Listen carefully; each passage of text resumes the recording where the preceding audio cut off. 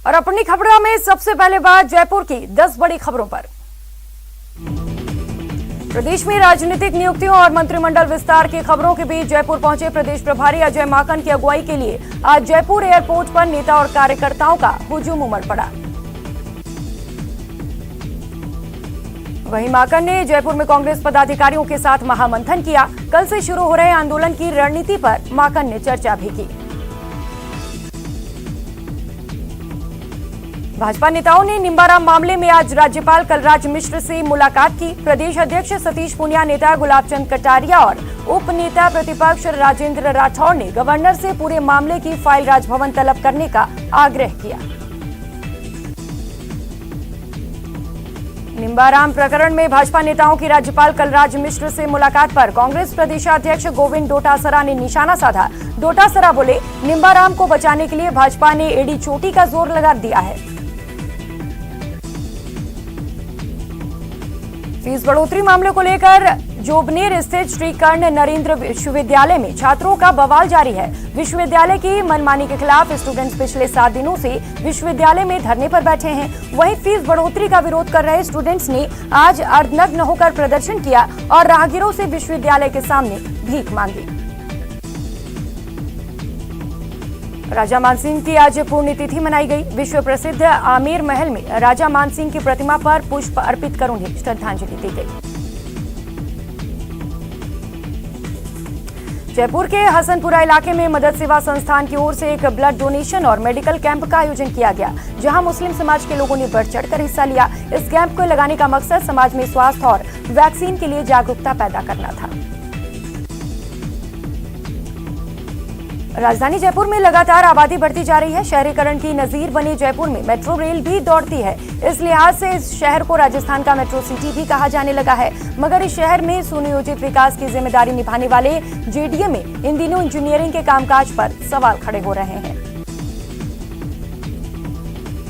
18 जून को मरुद्रा में एंट्री करने वाले मॉनसून की परफॉर्मेंस अब तक कमजोर रही है। यही वजह है कि प्रदेश भर में औसत से 17% कम बारिश हुई है। हालांकि अब मॉनसून के सक्रिय होने के संकेत मिले हैं।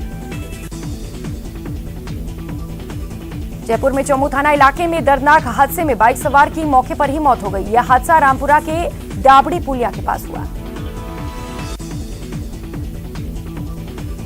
और अब नजर डालते हैं जोधपुर की टॉप 10 खबरों पर। डोर टू डोर कचरा संग्रहण को लेकर जोधपुर नगर निगम ने एक ऐप लॉन्च किया है। उत्तर नगर निगम की महापौर कुंती देवड़ा ने बताया कि इंदौर की तर्ज पर डोर टू डोर कचरा संग्रहण को सटीक तरीके से चलाने के लिए एक मोबाइल ऐप लॉन्च किया गया है। मुख्यमंत्री की बजट घोषणा के अनुरूप विकास कार्यों को लेकर मुख्य सचिव निरंजन आर्य ने अधिकारियों के साथ वर्चुअल बैठक की। इस बैठक में जोधपुर से बैठक में संभागीय आयुक्त डॉक्टर राजेश शर्मा, जिला कलेक्टर इंद्रजीत सिंह समेत तमाम लोग मौजूद रहे। जोधपुर के नागारू गेट थाना क्षेत्र में स्थित फतेह सागर के शंभू भवन के सामने लगे ट्रांसफार्मर में करंट आने से एक युवती की मौत हो गई। सूचना के बाद मौके पर पहुंची पुलिस ने शिनाख्त शुरू कर दी। भारतीय जनसंघ के संस्थापक डॉक्टर श्यामा प्रसाद मुखर्जी की 120वीं जयंती पर भारतीय जनता पार्टी के पदाधिकारियों और कार्यकर्ताओं ने जोधपुर के पावटा क्षेत्र में स्थित डॉक्टर श्यामा प्रसाद मुखर्जी पार्क में उनकी मूर्ति पर पुष्पांजलि अर्पित की। इधर जोधपुर के भदवासिया कृषि मंडी में दाल के व्यापारियों ने भी मोर्चा खोला और यहां भी व्यापारियों ने मंडी को 2 दिन के लिए बंद रखने का फैसला किया। इस हड़ताल के कारण आमजन के साथ साथ मजदूरों को भी परेशानी हुई। जोधपुर जिले में पिछले 2 दिनों से कोरोना वैक्सीनेशन अभियान ठप पड़ा हुआ है। सीएमएचओ कार्यालय से वैक्सीन सप्लाई नहीं होने के चलते सभी वेंडर पर वैक्सीनेशन अभियान बंद है। बोर्ड दिखाई दे रहे हैं। शहर के साथ साथ ग्रामीण क्षेत्रों में भी वैक्सीनेशन सेंटर पर ताला लगा हुआ है। जोधपुर संभाग के सबसे बड़े मथुरादास माथुर अस्पताल में आज कोबरा सांप दिखने से दहशत फैल गई। कार्डियोलॉजी विंग में कोबरा सांप दिखाई देने के बाद अफरा तफरी का माहौल हो गया। उधर मंदिर क्षेत्र में आज फिर पानी की समस्या को लेकर क्षेत्रवासियों ने प्रदर्शन कर रास्ता रोका और सड़क पर मटकी फोड़ प्रदर्शन किया। जोधपुर जिले के जांबा थाना क्षेत्र में एक नाबालिग लड़की की अश्लील फोटो वीडियो वायरल करने के मामले में पुलिस ने आरोपी को गिरफ्तार कर लिया है। नाबालिग युवती के फोटो वीडियो सोशल मीडिया पर वायरल होने के बाद परिजनों ने जांबा थाना क्षेत्र में शिकायत दर्ज कराई थी। जोधपुर संभाग के सबसे बड़े एमडीएम अस्पताल में आज सर्वर डाउन होने से मरीज परेशान नजर आए। ओपीडी से लेकर भामाशाह काउंटर तक मरीजों की लंबी कतार देखने को मिली। अब एक नजर डाल लेते हैं कोटा की 10 बड़ी खबरों पर। जयपुर ग्रेटर नगर निगम में बीबीजी कंपनी घोटाले के मामले में संघ के प्रचारक निम्बाराम को आरोपी बनाए जाने के मामले में यूडीएच मंत्री शांति धारीवाल ने एक बार फिर बीजेपी और संघ पर निशाना साधते हुए कहा कि इस पूरे प्रकरण में अभी और नाम सामने आने वाले हैं। एसीबी मामले की जांच कर रही है। कोटा में ऑनलाइन ठगी के प्रयास का मामला सामने आया है। इस बार एक पुलिस अधिकारी को निशाना बनाया गया है। साइबर ठग ने इटावा डीसीपी की फर्जी फेसबुक आईडी बनाकर मैसेंजर के जरिए उनके परिचितों से पैसे की मांग की थी। कोटा ग्रामीण पुलिस ने सुग्रीव उर्फ मोरपाल को गिरफ्तार करने में सफलता हासिल की है। आरोपी लंबे समय से फरार चल रहा था। 2013 में अवैध हथियार के साथ गिरफ्तार कर जेल में बंद था आरोपी। कोचिंग सिटी में कोरोना वैक्सीन की किल्लत जारी है। यहां लगातार तीसरे दिन भी टीकाकरण ठप है। इसको लेकर लोगों में नाराजगी है। एसडीआरएफ प्रदेश के बड़े बांधों और जिन स्थानों पर जल संबंधी आपदाओं की संभावनाएं बनी रहती हैं, वहां अब अपनी चौकियां स्थापित करने जा रहा है। प्राकृतिक आपदाओं से निपटने के लिए कैसी है राजस्थान यूडीआरएफ की तैयारी, ये आपको बताएंगे। कोटा के रायपुर क्षेत्र में जयपुर विद्युत वितरण निगम की ओर से लगाई गई विद्युत लाइन में करंट से एक मासूम झुलस गई। मासूम बुरी तरह से झुलस गई है, जिसके बाद से परिजन नाराज हैं। कोटा थर्मल की दोनों इकाइयों को फिर से शुरू करवाने वाले महत्वपूर्ण भूमिका निभाने वाले मंत्री शांति धारीवाल का आज थर्मल कर्मचारियों ने स्वागत किया और आभार जताया। कोटा में पहली बार एक्टिव केस की आंकड़ों में जबरदस्त गिरावट देखी गई है। कोटा में मात्र 11 ही एक्टिव केस बताए जा रहे हैं। देर शाम आई रिपोर्ट में कोटा में भी मरीज की जांच पॉजिटिव नहीं आई है। और वैक्सीन को लेकर सियासत भी चरम पर है। प्रदेश के यूडीएच मंत्री शांति धारीवाल ने केंद्र सरकार पर आरोप लगाया है कि केंद्र सरकार वैक्सीन को लेकर पक्षपात कर रही है।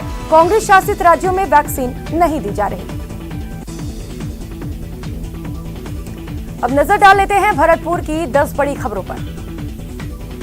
भरतपुर में राज्य सरकार द्वारा दहलन और तिलहन पर स्टॉक सीमा लगाने के विरोध में व्यापारियों ने मंडी को बंद रखा, जिसके बाद मंडी में आए किसानों को भी काफी परेशानी हुई। भरतपुर में अल्पसंख्यक मामलात मंत्री शाले मोहम्मद ने कलेक्ट्रेट सभागार में अधिकारियों की बैठक ली। बैठक में सभी विभागों के अधिकारी मौजूद रहे।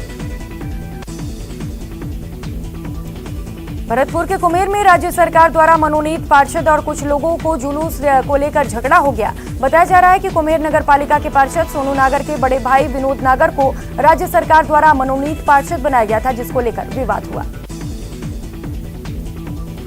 भरतपुर के सबसे बड़े जनाना अस्पताल में गर्मी से परेशान प्रसूताओं की खबर को लेकर जिला प्रशासन हरकत में है। एडीएम सिटी के गोयल ने इसको लेकर अस्पताल का निरीक्षण किया। भरतपुर जिले के कस्बा भुसावर में एक आवारा गोवंश खेत में खुले गड्ढे में गिर गया, जिसके बाद नगरपालिका की ओर से जानकारी मिलने के बाद उसका रेस्क्यू किया गया।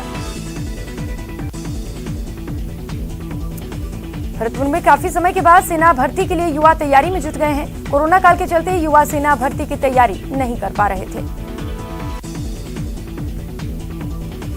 भरतपुर जिले के नगर में नदबई रोड पर एक युवक का संदिग्ध शव मिला है, जिससे आसपास के इलाके में अफरा तफरी मच गई है।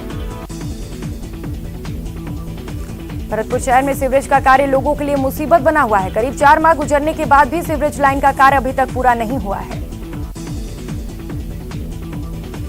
भरतपुर जिले के नगर कस्बे में गांधी पार्क में विधायक वाजिब अली की अध्यक्षता में एसडीएम सुरेंद्र प्रसाद ने राज्य सरकार द्वारा मनोनीत पार्षदों को शपथ दिलाई, जिसमें नेक मोहम्मद सहित कई लोगों ने शपथ ली।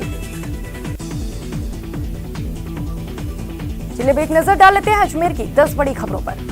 अवैध अतिक्रमण हटाने गए अजमेर विकास प्राधिकरण के दल पर हुए हमले के बाद अब मामला गर्माता नजर आ रहा है। पूरे मामले में अजमेर पुष्कर से भाजपा विधायक सुरेश सिंह रावत ने एडीए आयुक्त से मुलाकात कर एडीए द्वारा की जा रही कार्रवाई की निंदा की है। आज गरीब नवाज की दरगाह में मशहूर पंजाबी सूफी गायक गुलशन खान नाम से काफी चर्चित हैं। अपनी टीम के साथ आए और उन्हें दरगाह के खादिम सैयद नादिर अली शाह ने जियारत कराई। अजमेर नगर निगम क्षेत्र में अवैध दूध डेयरियों की संख्या लगातार बढ़ती जा रही है। इसको देखते हुए प्रशासन ने कार्रवाई की है।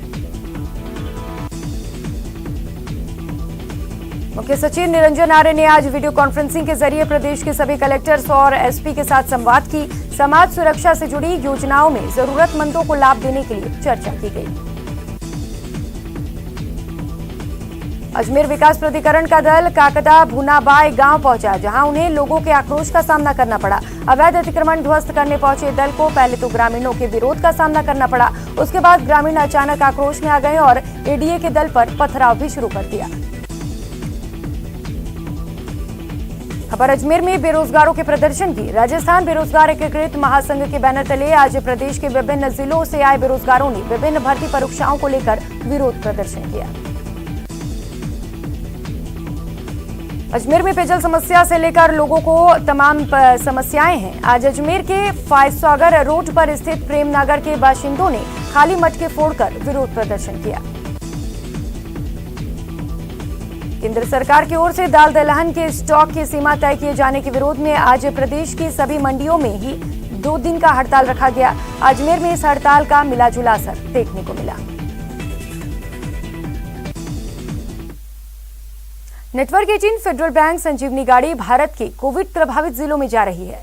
वैक्सीन के लिए जागरूकता फैलाने की हमारी इस मुहिम को आप भी अपना सहयोग दीजिए। चलिए आपको दिखाते हैं संजीवनी गाड़ी अब तक कहां गई और आज कहां है।